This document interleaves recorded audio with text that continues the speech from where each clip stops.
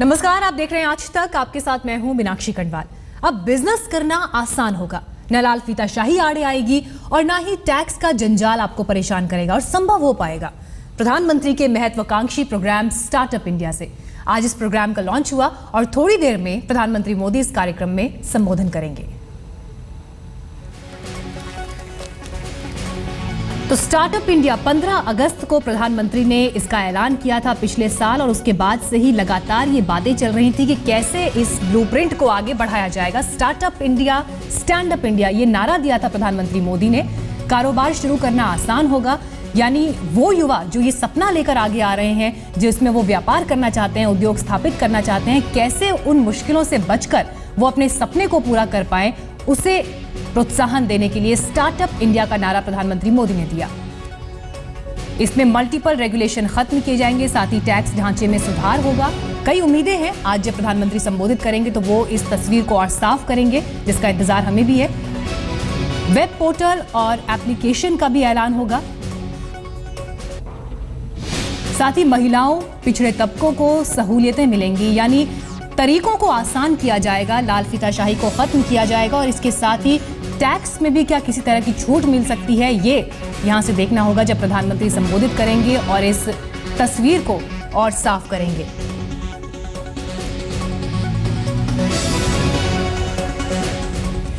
तो जब प्रधानमंत्री वहां संबोधित करेंगे वो भी हम आपको दिखाएंगे। दिल्ली के विज्ञान भवन में ये कार्यक्रम है और साथ ही स्टार्टअप इंडिया, इसको लेकर जो प्रधानमंत्री ने मुहिम शुरू की, कैसे उसे अमली जामा पहनाया जाएगा, इसकी तस्वीर आज साफ होगी। हमारे साथ स्टूडियो में इस वक्त खास मेहमान मौजूद हैं। हमारे साथ सौरभ जी मौजूद हैं, सौरभ अग्रवाल, जो कि एक युवा उद्यमी हैं जिन्होंने खुद अपने सपने को पूरा करने के लिए कई अहम कदम उठाए, और तीनपत्ती.com, इनसे ही हम आगे बात करेंगे। सौरभ जी, सबसे पहला सवाल मेरा ये कि जब आप एक युवा उद्यमी की तरह अपना कारोबार शुरू करने के बारे में सोच रहे थे, कैसी परेशानियां आपने उस वक्त फेस की थी, और आज जब ये स्टार्टअप इंडिया को हम देख रहे हैं कि इसकी रूपरेखा साफ होगी, एक तस्वीर साफ होगी, यहाँ से क्या उम्मीदें आपको हैं और आपके जैसे तमाम युवा उद्यमियों को? मैंने अपनी स्टार्टअप 2002 में पहली स्टार्ट करी थी। वो मैंने यूएस में स्टार्ट करी थी जब मैं अपने कॉलेज से वहाँ पर निकला। उसके बाद मैंने इंडिया में आके अपनी स्टार्टअप पहली 2006 में स्टार्ट करी। जो शुरू में जो यहाँ पर मुश्किलें थीं, क्योंकि हम तब आई थिंक हम काफ़ी छोटे स्केल पे काम कर रहे थे, तो टैलेंट की मुश्किलें थीं। जो लोग ज़्यादा आईआईटी से जो निकलते थे, उनको छोटी कंपनियों में लुभाने के लिए मुश्किलें आती थी जी, क्योंकि वे बाहर जाके बाहर की बड़ी कंपनियों में, तो talent exodus was a big problem there. एक वो है। बाकी जब जैसे जैसे कंपनी बड़ी होती जाती है, वैसे वैसे जो रेड टेप्स हैं, जो मतलब जो टैक्सेशन के ऊपर, ट्रांसफ़र प्राइसिंग, ये सब की जो कॉम्प्लिकेशंस हैं, उनके अंदर फंसते जाते हैं। तो जैसे जैसे कंपनी में बढ़ते जाते हैं, वैसे वैसे ये तकलीफें देखने को मिलती हैं आगे। बिल्कुल। और इसके हमारे साथ बात करने के लिए यहाँ पर पूरा खास पैनल मौजूद है। सभी मेहमानों का मैं आपसे यहाँ पर तारुफ भी कराना चाहूँगी। डॉक्टर रितेश मलिक, फाउंडर इनोवेट के, हमारे साथ जुड़ गए हैं। साथ ही सौरभ अग्रवाल हमारे साथ हैं। राजेश गुप्ता साहब हमारे साथ मौजूद हैं। कौशलेंद्र जी हमारे साथ मौजूद हैं, बिहार एंटरप्रेन्योर एसोसिएशन के अध्यक्ष। साथ ही राजीव श्रीवास्तव हमारे साथ मौजूद हैं, समीर प्रसाद मौजूद हैं। इन सबसे हम बात करेंगे। आप सभी का बहुत बहुत स्वागत है हमारे साथ जुड़ने के लिए।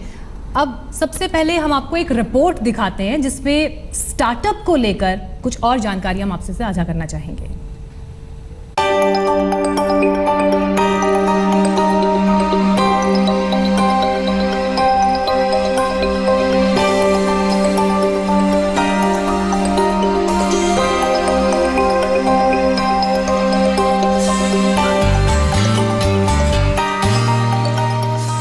भारत ये सपना नहीं देख सकता कि हम दुनिया में, स्टार्टअप की दुनिया में भारत नंबर 1 पर पहुंचेगा? आज हम नहीं है। भाइयों बहनों, इस स्टार्टअप को मुझे बढ़ देना, और इसलिए मेरा संकल्प है आने वाले दिनों में स्टार्टअप इंडिया और देश के भविष्य के लिए स्टैंड अप इंडिया। विश करो, बिजनेस करो। चुटकियों में खुलेगा कारोबार। अब बेरोजगार बांटेंगे नौकरी। अगर आपके पास नया आइडिया है और कुछ करने का जज्बा है तो अब आपको कोई रोक नहीं सकता। आप नहीं रहेंगे बेरोजगार, आप बनेंगे कारोबारी, आप बांटेंगे नौकरी। आपके रास्ते ना लाल फीताशाही आएगी, रजिस्ट्रेशन के लिए दफ्तरों का चक्कर काटना नहीं होगा और ना ही फंड की प्रॉब्लम होगी। आज प्रधानमंत्री मोदी के स्टार्टअप इंडिया का आगाज हुआ। 1990 के दौर में अर्थव्यवस्था को उदारीकरण की गाड़ी पर बिठाया गया। अब स्टार्टअप इंडिया के जरिए इसे एक्सप्रेस वे पर लाने की तैयारी हो रही है। I think another very significant difference of what makes it a landmark event is a final break or the ultimate break that you have with the conventional license Raj of India. And we as government will have to see how best we can remove the clutter in such a way that your core business interests are the ones in which you're going to focus rather than think about what compliance will have to be. क्या भारत ये सपना नहीं देख सकता कि हम प्रधानमंत्री नरेंद्र मोदी ने पिछले साल लाल किले से स्टार्ट इंडिया स्टार्टअप इंडिया का नारा दिया। आज विज्ञान भवन में प्रधानमंत्री नरेंद्र मोदी स्टार्टअप इंडिया कार्यक्रम के लिए एक्शन प्लान लॉन्च करेंगे। उम्मीद है कि कारोबार शुरू करने वालों के रास्ते में आने वाले हर अड़चनों को दूर करने की कोशिश होगी। मौजूदा मल्टीपल रेगुलेशन खत्म किया जाएगा, टैक्स सुधार का नया खाका पेश किया जाएगा, फंडिंग के लिए बैंकों को आगे आने को कहा जाएगा, महिलाओं और समाज के पिछड़े तबकों को तमाम सुविधाएं मुहैया कराने की कोशिश होगी। स्टार्टअप इंडिया के लिए एक वेब पोर्टल और ऐप का भी ऐलान किया जा सकता है ताकि पूरे सिस्टम को दुरुस्त किया जा सके। स्टार्टअप के मामले में भारत अमेरिका और ब्रिटेन के बाद तीसरे नंबर पर है। साल 2015 में 4,536 लोगों ने टेक्नोलॉजी के क्षेत्र में कदम रखा। साल 2013 में यह संख्या 3,451 थी, जबकि 2011 में 791 लोगों ने अपना बिजनेस शुरू किया। भारत में स्टार्टअप का कॉन्सेप्ट भले ही नया हो, लेकिन विदेशों में इसका चलन पहले से ही है। स्टार्टअप कार्यक्रम में अमेरिका की सिलिकॉन वैली के 40 सीईओ भी हिस्सा ले रहे हैं, जिसमें सॉफ्टबैंक के CEO Masayoshi Son, Uber founder Travis Kalanick, WeWork founder Adam Neumann शामिल हैं। कई सीईओ ने प्रैक्टिस सुझाव भी सामने रखे हैं, मसलन फंडिंग आसान हो, सिंगल विंडो क्लियरेंस हो, टैक्सेशन का मसला पेचीदा ना हो। मनोज शर्मा, दिल्ली, आज तक। हमारे साथ हमारे खास मेहमानों का पैनल मौजूद है और ये सभी वो लोग हैं जिन्होंने अपने अपने क्षेत्र में नाम कमाया और अपने आइडिया को साकार करके दिखाया, और यही स्टार्टअप है जिसका प्रधानमंत्री मोदी अब से कुछ देर बाद आगाज करेंगे और संबोधन भी करेंगे। मैं सीधे इस वक्त रुख करना चाहूंगी राजीव श्रीवत्स साहब का। अर्बन लैडर के को फाउंडर हैं। राजीव, अर्बन लैडर आज की तारीख में एक ऐसा नाम है कि जो लोग भी ऑनलाइन बिजनेस में बिलीव करते हैं, ऑनलाइन बिजनेस करते हैं, वो इस नाम से ज़रूर रूबरू होंगे, उन्हें इस नाम का ज़रूर आइडिया होगा। आपने जब इस बिजनेस की शुरुआत करी, इस आइडिया को लेकर आप मार्केट में उतरे, किन मुश्किलों का आपने सामना किया? हमने the difference between a startup and a business is a startup grows around 200-300% a year, whereas a small business grows 30-40% a year. When we started, हमारे लिए 4 problems थे. One, infrastructure, दूसरा regulations, तीसरा funding, और चौथा people, talent, right? Infrastructure में India is not known for manufacturing or the supply chain. And that was a big problem because you had to transport furniture, make furniture, high quality furniture. That was a big problem because India was not used to making good quality furniture. Second was regulations. Starting a company 4 years back was much more difficult compared to probably today, and hopefully with Mr. Narendra Modi introducing the startup policy, it makes it even better. The third was people.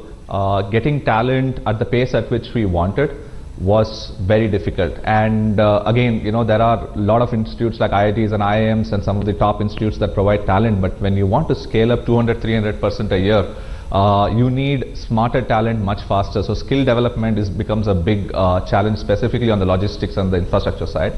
Fourth is funding. And in the last 4 years, the venture capital ecosystem, the seed funding and the angel funding ecosystem in India has picked up a lot. So today we are in a far better state. You can see Masterson and many others come onto India and invest very heavily. So these were the 4 problems that we faced when we started. बिल्कुल ये वो मुश्किलें थी जिनका सामना आपने किया, लेकिन राजीव जी जैसे ही बहुत सारे लोग जो किसी अर्बन लैडर जैसा सपना अपनी आंखों में लेकर आगे बढ़ते हैं, लेकिन बहुत सी मुश्किलों का सामना करते हैं। क्या यहाँ से startup India, stand up India के नारे के बाद उनके लिए आज उम्मीदों का फलक? बात हो रही है स्टार्टअप इंडिया की और प्रधानमंत्री मोदी अब से कुछ ही देर में संबोधन भी करने वाले हैं। सभी खास मेहमान और यंग एंटरप्रेन्योर्स हमारे साथ मौजूद हैं। अब जरा सोचिए, विश करो बिजनेस करो, जब ये बात आती है तो किस सपने के साथ आप बिजनेस के बाजार में उतरते हैं? एक उदाहरण मैं आपको यहाँ देना चाहूंगी। राजेश गुप्ता जी हमारे साथ मौजूद हैं, फलसब्जी.com के CEO और साथ ही फाउंडर। फल और सब्जी जो आप बाजार में जाकर खरीदते हैं, जरा सोचिए आपके घर तक सीधे आपके पास फ्रेश फल और सब्जी पहुंच रही है, तो कहां से ये आइडिया आया और किस तरह से इसे इंप्लीमेंट किया और किन मुश्किलों का सामना करना पड़ा? राजेश गुप्ता जी को बताने के लिए हमारे साथ मौजूद हैं। इतना अलग आइडिया कब ये सोचा और इसको कितने वक्त में आप इंप्लीमेंट कर पाए? देखो, एक्चुअली सोचा तो मैंने इसको 2014 में था और बेसिकली कॉन्सेप्ट इसलिए आया था क्योंकि कहीं पे भी हम जाते थे बहुत सारा सामान वेस्ट हो जाता था। कई जगह पे मैंने देखा, जैसे रेडी वाले हैं। लेकिन आपने स्पेसिफिकली फल और सब्जी को चुना? मैंने फल और सब्जी को, कपड़े नहीं, फर्नीचर नहीं, कोई और सामान नहीं। फल और सब्जी एक ऐसी थी जो सब जगह बहुत ज़्यादा वेस्ट हो रही थी, मतलब नेशन वाइड बहुत बड़ा लॉस होता था इसके अंदर। भाई आप कोई भी, जितने भी स्टोर्स हैं, चाहे वो रिलायंस फ्रेश है, जितने भी बड़े स्टोर्स हैं, जो सामान खरीद के लेके आते हैं और शाम को कुछ ना कुछ बच जाता है, वो बच जाता है तो वो वेस्ट होता था। हमने फिर जो मॉडल कंसीव किया था, वो मॉडल ये कंसीव किया था कि भाई हम पहले आपसे ऑर्डर लेंगे, ऑर्डर लेके नेक्स्ट डे हम आपको डिलीवर करेंगे, तो it will be procured on the basis of the order. उसमें नेशन वाइड काफ़ी लॉसेस बच सकते हैं। हमने इसको फिर किया, हमने इसको अप्रैल में हमने लॉन्च किया और बहुत ही अच्छे रिजल्ट्स आ रहे हैं, लोग बहुत खुश हैं। सबसे बड़ी बात है, लोगों को फ्रेश मिल रहा है। भाई हमारे बहुत सारे प्रोडक्ट ऐसे हैं जो हम डायरेक्टली फार्म से प्रोक्योर करते हैं, लोगों को दे रहे हैं और लोगों को काफ़ी अच्छा लग रहा है कॉन्सेप्ट। बिल्कुल, ये तो आपकी कामयाबी की कहानी है, लेकिन हम जानते हैं कि इसमें चुनौतियां भी कम नहीं रही होंगी, और वही चुनौतियां क्या कुछ आसान होगी, इसका ब्लूप्रिंट प्रधानमंत्री मोदी अब से कुछ ही देर में सामने रखेंगे। विज्ञान भवन में वो संबोधित करने ही वाले हैं, वहां भी आपको ले चलेंगे। विश करना आसान है, इच्छा करना आसान है, सपना देखना आसान है, लेकिन उस सपने को बिजनेस तक पहुंचाना और बिजनेस में तब्दील करना कितना मुश्किल है, ये उन तमाम एंटरप्रेन्योर्स को पता है जिन्होंने अपने आइडिया के साथ आगे बढ़े और उसको साकार करने की कोशिश की। लेकिन यहीं पर प्रधानमंत्री मोदी एक मुहिम लेकर आए हैं, स्टार्टअप इंडिया, और देखना यह होगा कि जब ये ब्लूप्रिंट सामने आता है तो इन उम्मीदों को कितना और आगे बल मिलता है। हमारे सभी खास मेहमान मौजूद हैं, लेकिन ये कार्यक्रम जो विज्ञान भवन में चल रहा है, वहां मौजूद है मेरी सहयोगी अंजना ओम कश्यप। सबसे पहले उनके पास चलते हैं। अंजना, दिल्ली के विज्ञान भवन से एक सपने का आगाज हो रहा है। वो सपना ये है कि कैसे स्टार्टअप्स के जरिए लोग ज़्यादा से ज़्यादा बिजनेस में जुड़ सके, टेक्नोलॉजी के जरिए कैसे एक उज्जवल भविष्य की तरफ कुछ कदम बढ़ाए जा सके। प्रधानमंत्री नरेंद्र मोदी कुछ ही देर में यहाँ पर आने वाले हैं उसे इनॉग्रेट करने, लेकिन उससे पहले कुछ ऐसे युवा चेहरे आपके सामने रखना चाहती हूँ जिससे आपको यह अंदाज़ा होगा कि आज लोग कहाँ से कहाँ पहुँच रहे हैं। जी हाँ, इन चेहरों को देखकर शायद यकीन करना मुश्किल होगा कि इनका वर्थ कितना है, लेकिन सबसे पहले ताकि मेरे दर्शक आप लोगों को जान सके, अपना नाम, जो आपका बिजनेस है 2-3 लाइनों में, और जो आपका वर्थ है, मतलब वो बताएं हमारे दर्शकों। सबसे पहले रितेश मलिक। मेरा नाम डॉक्टर रितेश मलिक है। मैं पेशे से डॉक्टर हूं और मैं इनोवेट कोवर्किंग और इनोवेशन सेंटर चलाता हूं, और मैं गले से स्टेथोस्कोप हटा दिया और बिजनेस शुरू कर दिया। जी बिल्कुल, गले से स्टेथोस्कोप जैसे कि आपने कहा हटा दिया है, और हम लोगों ने 26 स्टार्टअप्स में इन्वेस्ट किया हुआ है और इनोवेट कोवर्किंग इनोवेशन सेंटर चलाते हैं हम। स्टार्टअप होता क्या है रितेश, पहले एक लाइन में वो समझा दीजिए। देखिए अंजना जी, स्टार्टअप एक सोच है, एक छोटी सी ऐसी सोच जो हो सकता है कि किसी के हॉस्टल में आए, हो सकता है किसी के फ्लैट में आए, या हो सकता है किसी के ऑफिस में काम करते करते आए, और उस सोच के साथ उसको एक्सपैंड करना, उस सोच के अराउंड एक पूरा रेवोल्यूशन क्रिएट करना, और उसको या फ्लिपकार्ट या पेटीएम या वो 8 यूनिकॉर्न बनाना, उसी को स्टार्टअप कहते हैं। आप बताएं। हाय, मेरा नाम वैभव अग्रवाल है। मैं Inc42.com चलाता हूँ। ये एक मीडिया कंपनी है, सो हम स्टार्टअप्स और टेक्नोलॉजी वर्ल्ड को ऑनलाइन स्पेस में कवर करते हैं। हमने अभी अपना प्री सीरीज राउंड क्लोज करा है। कंपनी की वर्थ अराउंड $5 million है। क्या कितना एक बार फिर से सुन लीजिए, कितना? Around $5 million, which comes to around 30 crores। क्या बात है। और ये कितने साल में हुआ है? 2 साल में वी स्टार्टेड इन जनवरी 2014 और अभी में 2 साल लग गए हैं, of course with the help of Ritesh and lot of people who are supporting us. 2 साल, I am sure sky is the limit. आप बताइए। मेरा नाम पूजा है, वैभव के साथ मैं को फाउंडर हूँ ink42.com। मैं वहाँ पे कंटेंट देखती हूँ, स्टार्टअप्स के बारे में कहानियाँ लिखना और ये सब काम होता है। और जैसा कि वैभव ने बताया कि हमारी वर्थ जो है वो 5 मिलियन है और हमने अभी प्री सीरीज राउंड क्लोज किया है। मैं अभी बहुत सारे सवाल है मेरे मन में, लेकिन उससे पहले आपके बारे। मेरा नाम उमेर है। मैं एक स्टार्टअप विक्सो चलाता है जिसमें we work on big data technology. और जैसे यूनिकॉर्न्स रितेश बता रहे थे, ऐसे यूनिकॉर्न्स हमें यूज़ करते हैं to communicate better with their audience. And we just closed our funding round. Now we have valued it around 5 million again. 5 million? Yes. $5 million? $5 million. 30 crores. कितने साल में? So 2013 में हमने ये स्टार्ट किया था और 2 साल लगे। काफ़ी मतलब 10,000 की कैपिटल से स्टार्ट किया था और पहले 1 साल हमने बूटस्ट्रैप किया, कोई फंड्स रेज नहीं करे और 1 करोड़ का रेवेन्यू किया। उसके बाद बट डॉक्टर रितेश जैसे लोग हमसे जुड़ते गए और आज मतलब we have a brilliant series of investors including mister Mohandas Pai who sits on our board. 10,000 से शुरुआत और 10,000 से शुरुआत के बाद $5 मिलियन, ये कैसे होता है? मतलब ये कहाँ से होता है? एक दफ्तर से होता है, टेक्नोलॉजी के थ्रू होता है, कैसे होता है? यही खासियत है स्टार्टअप की। स्टार्टअप के लिए कोई ब्रिक एंड मोटर या जिसे कहते हैं इंफ्रास्ट्रक्चर की रिक्वायरमेंट नहीं होती। आप दूर दराज बैठे हुए गांव में भी जहां पे एक इंटरनेट कनेक्शन है, वहां से भी आप स्टार्टअप कर सकते हैं और अपनी वैल्यूएशन 100, 200 और पता नहीं कितने हज़ार करोड़ कर सकते हैं, क्योंकि टेक्नोलॉजी का जो लिमिट है वो कोई नहीं है। एक डॉक्टर है, वो दिन में 100 मरीज से ज़्यादा नहीं देख सकता, लेकिन अगर एक ऐप बनाने वाला है वो हो सकता है 7 बिलियन लोगों तक पहुँच जाए जब उनके पास इंटरनेट आए। और वो डॉक्टर भी क्या फिर ऐसा कुछ कर सकता है? हॉस्पिटल भी ऐसा कुछ हो सकता है? मतलब चूंकि आप इस फील्ड के हैं इसलिए पूछ रही हूँ। टाइम लगता है। अपोलो को बनाने के लिए सीके रेड्डी साहब को 50 साल लग गए, तो मुझे ऐसा लगता है कि 50 साल में हो सकता है फेसबुक जैसे 50 कंपनियां बन जाएं। सबसे इनोवेटिव और सबसे इंस्पायरिंग स्टोरी जो आपने, चूंकि आप लोग इसमें इन्वॉल्व हो, कोई ऐसी बताइए। अगेन सबके लिए बहुत डिफरेंट है। So for me I think it's a Paytm story. अगर आप लोग हिंदी में बोलेंगे, आज तक के दर्शक हिंदी में। मेरे लिए पेटीएम है, क्योंकि मैं विजय शेखर को काफ़ी I know him from long time. So जब वो बिल्कुल स्ट्रीट्स पे थे और कुछ नहीं था, एंड अगेन स्टार्टेड विद 10,000 और 5,000 रुपीज़ ऑफ कैपिटल, एंड आज वो जहाँ लेके गए हैं पेटीएम को, वो बहुत रिमार्केबल है। सो आई थिंक मेरे लिए बहुत इंस्पायरिंग स्टोरी है। आपको ऐसा कुछ? क्योंकि आपने तो आप कंटेंट कवर करती हैं तो आपकी उंगलियों से तो बहुत कुछ निकलता होगा। सो एक स्टार्टअप है कार्या। सो इट इज़ बीन एक वुमेन एंटरप्रेन्योर ने उसे फाउंड किया है। उसको 100 से ज़्यादा इन्वेस्टर्स ने मना किया था फंडिंग के लिए। उसके बाद रतन टाटा उनके बोर्ड पर आए, उन्होंने उसमें इन्वेस्ट किया। तो ये मुझे बहुत इंस्पायरिंग स्टोरी लगती है। और आज क्या कर रहे हैं वो? मतलब बहुत अच्छा कर रहे हैं। वो स्पीकर भी थे यहाँ पर। निधि अग्रवाल उसकी फाउंडर है। ऐसी कोई स्टोरी? मेरी अपनी स्टोरी के अलावा ऑफ कोर्स बिल्कुल 10,000 से यहाँ तक क्या? मैं कुणाल बहल से बहुत ज़्यादा इंस्पायर्ड हूँ। कुणाल बहल फ्रॉम स्नैपडील। और एक और रीज़न है बिकॉज जब मैं टाइम्स ऑफ इंडिया में काम करता था अपना स्टार्टअप करने से पहले, उसके बाद कुणाल की कंपनी से मुझे कॉल्स आते थे, जैस्पर इन्फोटेक के जॉब ज्वाइन कर लो। उस टाइम मुझे शायद रियलाइज़ नहीं हुआ कि ये एक ऐसा स्टार्टअप है जो इतनी $1 बिलियन, शायद उस टाइम मैंने उनको ज्वाइन कर लिया होता, मेरा अपना स्टार्टअप ना होता, बट शायद मैं स्नैपडील में किसी तो वो स्टोरी एक मुझे बहुत ज़्यादा इंस्पायर करती है। और कुणाल ने जिस तरीके से स्नैपडील को एक कूपन बेचने वाली साइट से उठा के they made it into a unicorn in India, तो वो मुझे मतलब Kunal has inspired me to no ends. प्रधानमंत्री मोदी कितना इंस्पायर करते हैं आप लोगों को? मुझे तो मोदी जी बहुत ज़्यादा इंस्पायर करते हैं। मैं बहुत उन गिने चुने लोगों में से हूँ जिन्होंने उनसे मिला हूँ और मुझे बहुत ज़्यादा इंस्पायर करते हैं। मतलब बहुत रिमार्केबल है। आई नेवर थॉट, मतलब मैंने कभी नहीं सोचा था कोई गवर्नमेंट ऐसा कुछ करने वाली है। मतलब बीइंग एन इंडियन होने के नाते जो हमारा ट्रैक रिकॉर्ड रहा है गवर्नमेंट्स के साथ, वो बहुत अच्छा नहीं रहा। सो जो उन्होंने आज ये करा क्या गवर्नमेंट ने, आपको कैसे लगता है कि रेड टेपिज्म खत्म हो जाएगा और इन स्टार्टअप्स के जरिए सब तस्वीर बदल जाएगी? ये भरोसा क्यों जगता है? मैं फ्यूचर का तो नहीं बता सकता, बट इवन जो आज का इनिशिएटिव है ये ऐसा नहीं होता। मतलब गेटिंग 1,500 पीपल एक छत के अंदर, पूरी स्टार्टअप इंडस्ट्री को एक छत के अंदर लाना, दैट इज इम्पॉसिबल। तो मेरे हिसाब से तो बहुत रिमार्केबल है। उन्होंने जो स्टार्टअप कम्युनिटी है उसको एकजुट कर दिया है कि यहाँ पर सब यूनाइटेड होकर सारे शहरों से लोग यहाँ पर आए हैं। तो एक ये चीज़ है जो बहुत इंस्पायर करती है मुझे मोदी की, कि वो सबको एक साथ कर रहे हैं। एक साथ कर रहे हैं मोदी जी?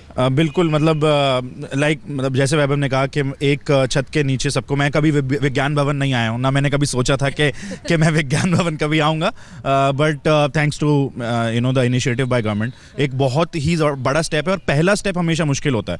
तो वो पहला स्टेप अगर गवर्नमेंट ले रही है, आई एम श्योर बाकी स्टार्टअप्स और बाकी जो अब स्टार्टअप्स को हेल्प कर रहे हैं, जो कम्युनिटी वीसीज की और जो एंटरप्रेन्योर्स बड़े हो गए हैं वो स्टार्टअप्स को हेल्प कर रहे हैं, वो कम्युनिटी अब दूसरा स्टेप लेगी। सो आई थिंक ये दोनों तरफ से होगा, बट पहला स्टेप बहुत मुश्किल होता है जो कि गवर्नमेंट ने आज लिया है। सपनों को मकाम मिल रहा है स्टार्टअप के जरिए, और ऐसे ही एक और युवा यहाँ हमारे साथ पहुँच गए। हमने सबसे यही किया, पहले नाम बताएं, क्या आप करते हैं और क्या सपना है आपका, और आपका जो वर्थ है वो भी बताएं।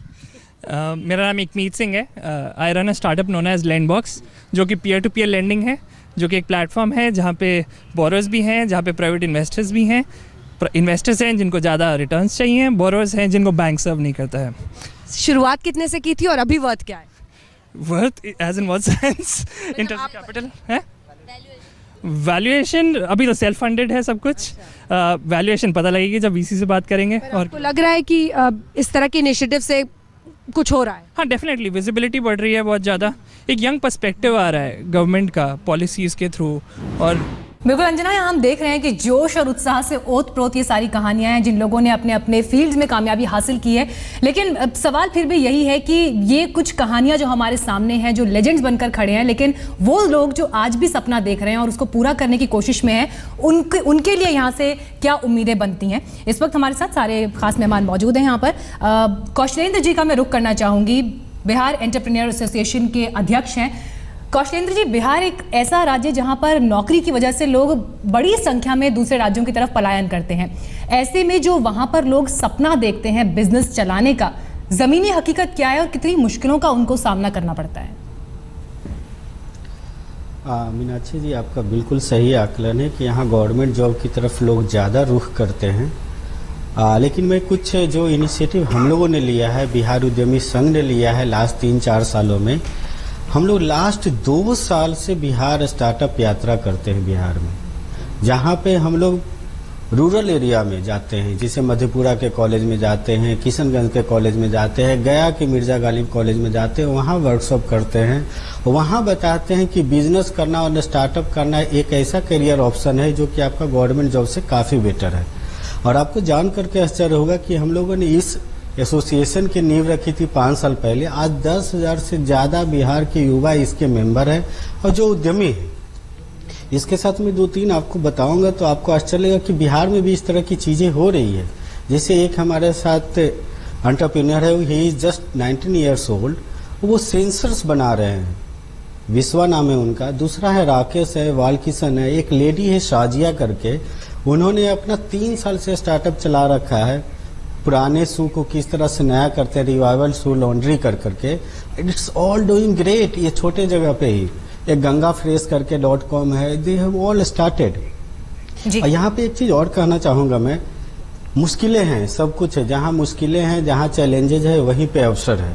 तो बिहार बहुत बड़ी बात आपने ये कही, बहुत बड़ा अवसर है। खासतौर पर जिन नामों का आपने जिक्र किया, उससे ये साफ होता है कि उत्साह की कमी नहीं है, सपनों की कमी नहीं है, बस ये है कि उन्हें रास्ता दिखाना है, और यहाँ से क्या रास्ता निकलता है उस पर हम सबकी नजरें बनी हुई है। समीर प्रसाद जी भी हमारे साथ मौजूद हैं, साथ ही मानव सेठी जी भी, उनसे हम बात करेंगे और जानेंगे कि प्राइम मिनिस्टर मोदी से वो क्या एक्सपेक्ट करते हैं। स्टार्टअप इंडिया क्या वाकई बिजनेस आसान हुआ, और जो प्रधानमंत्री मोदी आज इसका ब्लूप्रिंट प्रेजेंट करेंगे तो वहां से क्या उम्मीदें बनेंगी, लगातार इस पर हम चर्चा कर रहे हैं। सभी खास मेहमान हमारे साथ मौजूद हैं। रुख मैं सीधा करना चाहूंगी मानव सेठी साहब का, asmibazaar.com के फाउंडर हैं। अब मानव जी, एक खास बात जो मैंने अभी सारे युवा उद्यमी जो हैं उनके अंदर नोटिस की, वो ये कि ऑनलाइन बाजार को चुना, ऑनलाइन बिजनेस को चुना, इसके पीछे की खास वजह और क्या उम्मीदें आज आप प्रधानमंत्री मोदी के इस ब्लूप्रिंट से कर रहे हैं?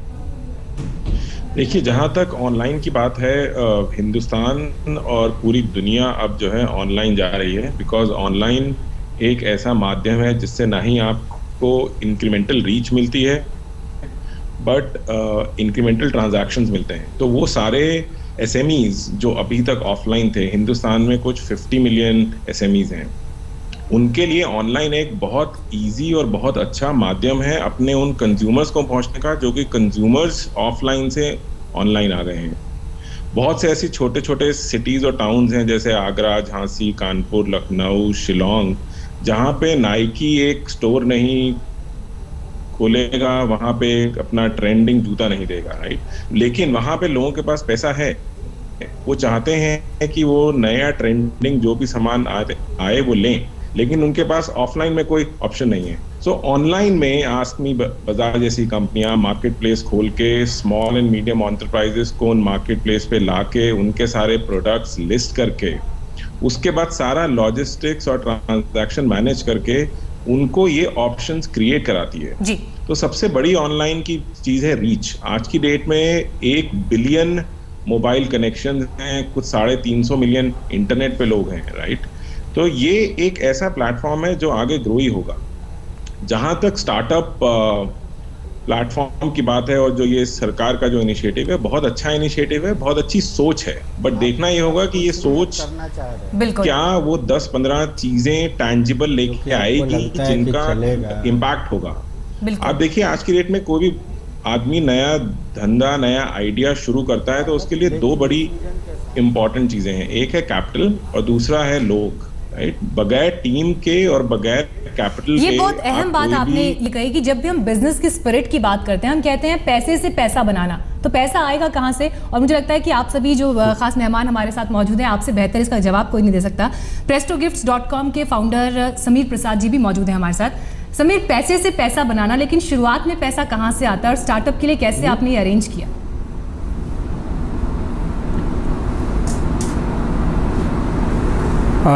ये एक बहुत कैश 22 जैसा एक सवाल है। पैसा तो आपको अरेंज करना पड़ेगा, beg borrow steal whatever you have to do आपको करना ही पड़ेगा।